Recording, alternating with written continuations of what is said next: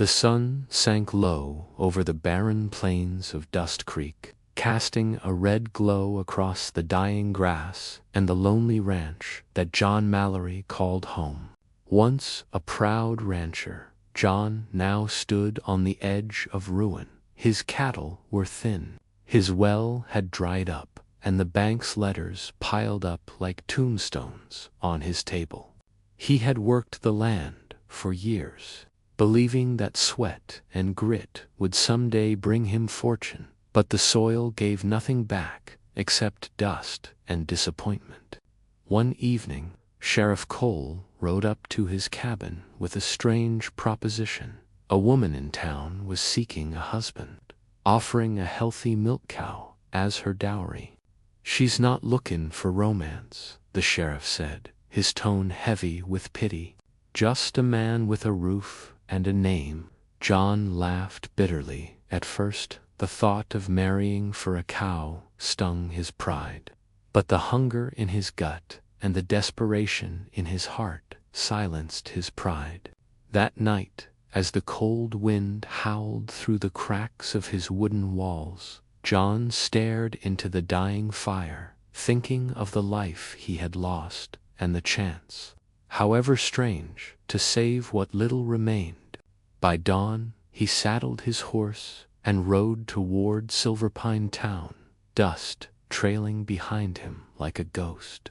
The town was alive with noise and color. Wagons creaked, children laughed, the blacksmith's hammer rang like a bell of life. And there, outside the old white chapel, stood the woman, the stranger he was to marry. Her name was Martha, a stout woman with flushed cheeks and determined eyes, her faded blue dress fluttering against the wind.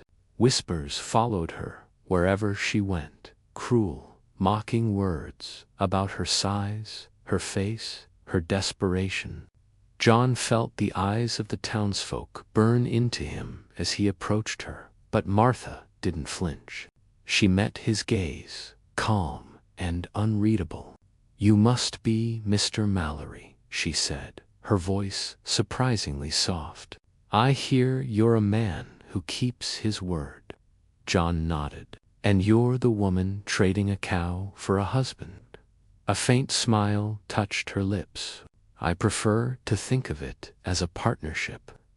The sheriff cleared his throat and began the ceremony right there on the chapel steps.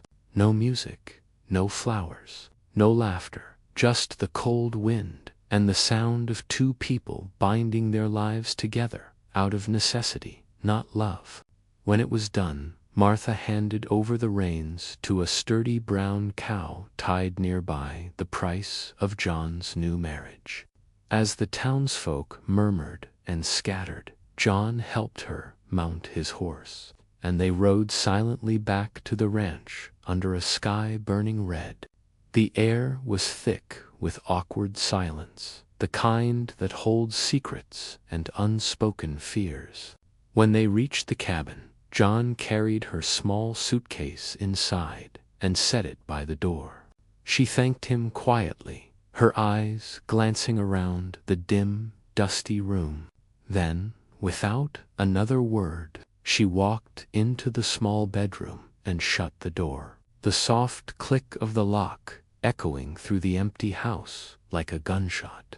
John froze, staring at the closed door, his hands still dusty from the rains. The cow outside mooed softly, as if mocking the man who had just sold his heart for survival. Night fell heavy over the ranch, and the air grew cold enough to freeze the silence between John and Martha. The newlyweds sat on opposite sides of the room, the crackling fire throwing flickers of orange across their faces. John tried to make small talk, but Martha remained quiet, her hands folded neatly on her lap, eyes fixed on the flames. She looked neither afraid nor shy, only distant, as though her thoughts were miles away. "You can have the bedroom," John finally said, rubbing the back of his neck. "It ain't much, but it's warmer than the floor." She looked up briefly and nodded once, her expression unreadable. When she stood and walked toward the room, the boards creaked beneath her steps. John expected her to leave the door open a crack, maybe to say good night, but instead he heard the sharp click of the lock. He froze, confused, his hand hovering near the fire poker. Why would a woman who came to him willingly lock the door on her wedding night? He told himself it didn't matter. She was a stranger, after all, and maybe she just needed time. Still, as the hours passed, the sound of that lock echoed in his head. He lay down on the old couch, the springs creaking under his weight, and stared at the ceiling. The wind whistled through the gaps in the window frame, and somewhere outside, the cow mooed softly, restless in her new pen. Sleep wouldn't come. Every time John's eyes closed, he saw Martha's calm face, her steady eyes, the way she had said almost nothing since the ceremony. There was something strange about hers, something that didn't fit the simple story of a desperate woman looking for a home. When dawn crept through the curtains, John sat up and rubbed his eyes. The bedroom door was still locked. He knocked gently. "Martha, you all right in there?" Silence. Then, after a few seconds, her voice came steady and calm. "I'm fine. Just getting dressed." The words didn't sound right, those too smooth, too practiced. When she finally opened the door, she was fully dressed, her hair neatly tied, and her face composed, as if nothing had happened. She made breakfast in silence, moving around the kitchen like she already knew every corner of the place. John watched her from the table, curiosity tightening his chest. By noon, he was outside fixing a broken fence when he saw her leading the cow toward the barn. She moved gracefully for someone of her size, and there was a firmness in her posture that didn't belong to a timid woman. Later, when he entered the barn to fetch tools, he found her examining an old rifle mounted on the wall. "You keep this loaded?" she asked, glancing over her shoulder. "Not usually," John replied slowly. "Ain't much need for it, unless wolves come sniffing around." Martha turned the rifle in her hands, then carefully hung it back. "You never know what might come knocking," she said quietly, and walked out that night. John couldn't shake the feeling that something was off. Martha had locked the bedroom door again. He listened from the couch as faint sounds drifted through the wood footsteps, the scrape of something being moved, and what sounded like a drawer opening and closing. Then silence, total, cold silence. He lay awake, staring into the darkness, the fire dying to embers, wondering who exactly he had brought into his home. The following days passed with an uneasy rhythm. John Mallory working the fences by day, Martha tending to chores around the house like she'd lived there her whole life. She cleaned the place spotless, cooked hearty meals, and even repaired the torn curtains with neat, practiced stitches. But despite her helpfulness, the distance between them never shrank. Every night, she still locked the bedroom door. The sound of that tiny metal click haunted John worse than the wind howling through the valley. He couldn't understand it. What was she hiding from? Or worse, what was she hiding for? On the third evening, while the crimson sun melted behind the hills, John sat on the porch, smoking his last roll of tobacco, watching Martha feed the cow. The scene looked peaceful, but her movements were sharp, deliberate. She kept glancing toward the far ridge like she expected someone to appear. "You expecting company?" John asked, trying to sound casual. She paused only for a heartbeat before answering. "Ain't expecting anyone." Then she walked inside, leaving him with the growing weight of suspicion pressing against his chest. That night, the moon hung pale over Dust Creek. John lay awake, pretending to sleep, the faint lamplight flickering from beneath the locked door. His curiosity finally snapped.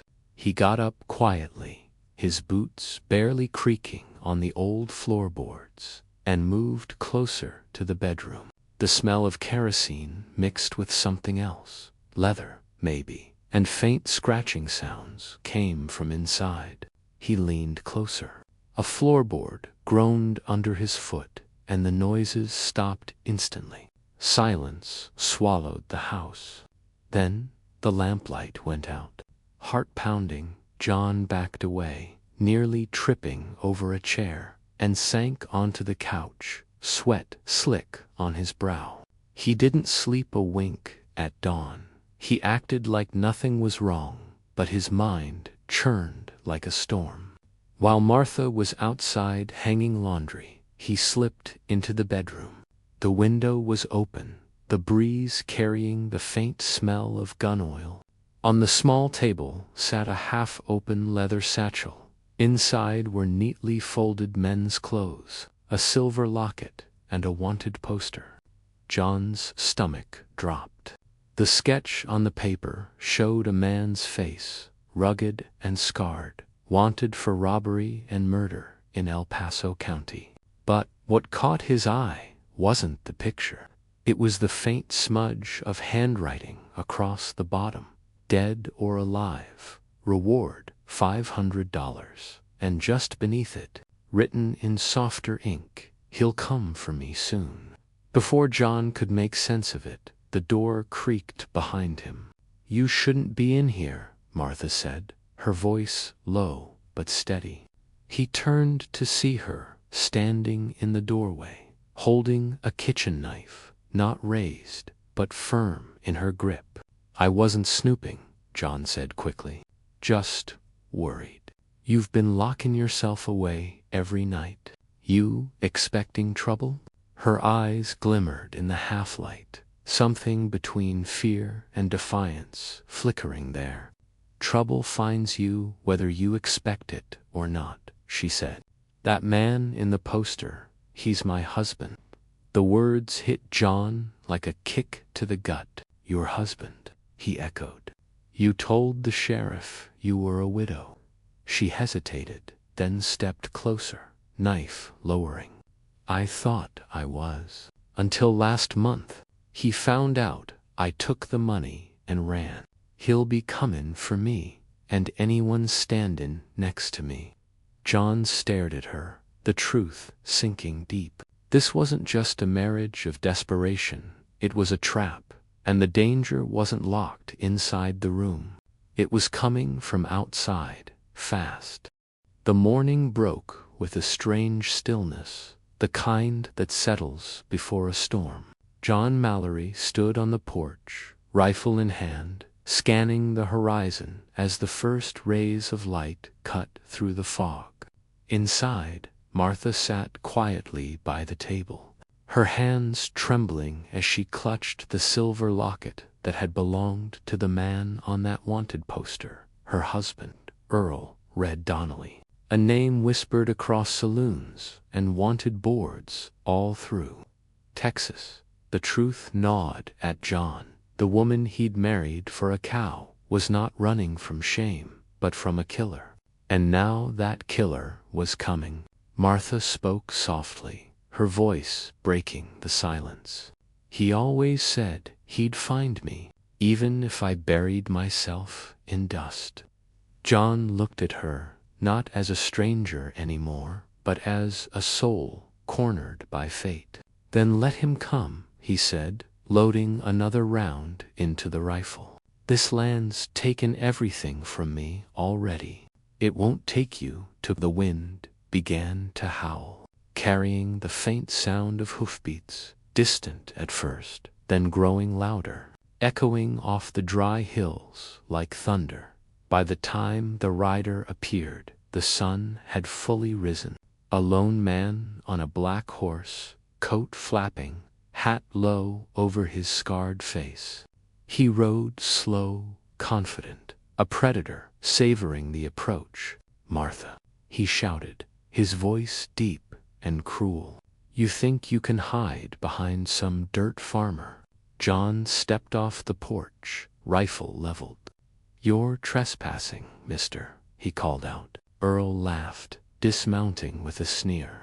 "Ain't no law out here, friend. Just me and what's mine."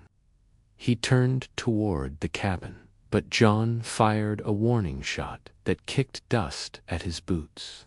"You take one more step," John said, "and I'll make sure you don't take another." The outlaw grinned, eyes glinting. "You got guts, rancher.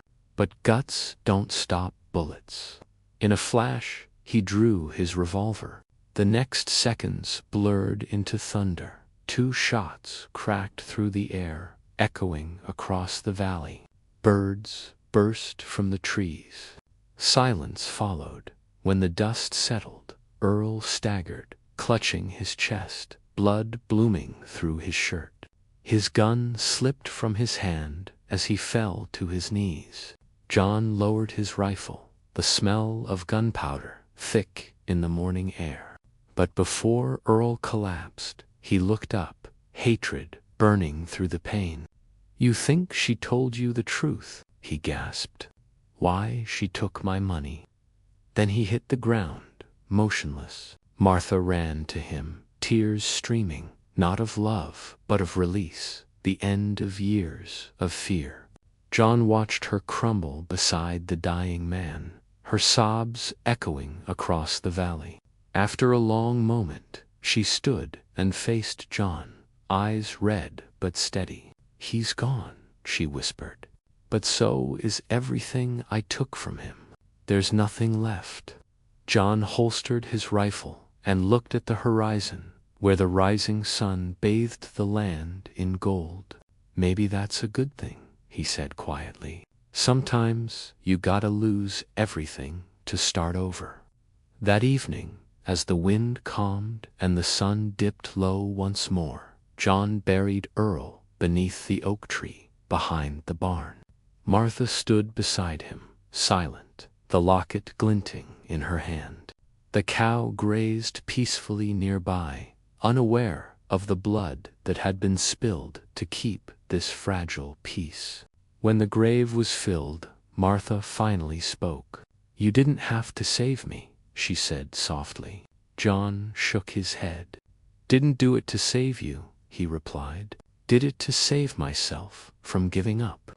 She smiled faintly, the first real smile he'd ever seen on her face. As the stars appeared, one by one, the two of them sat on the porch, the sound of crickets filling the air. For the first time since the day they met, the door to the bedroom stayed unlocked.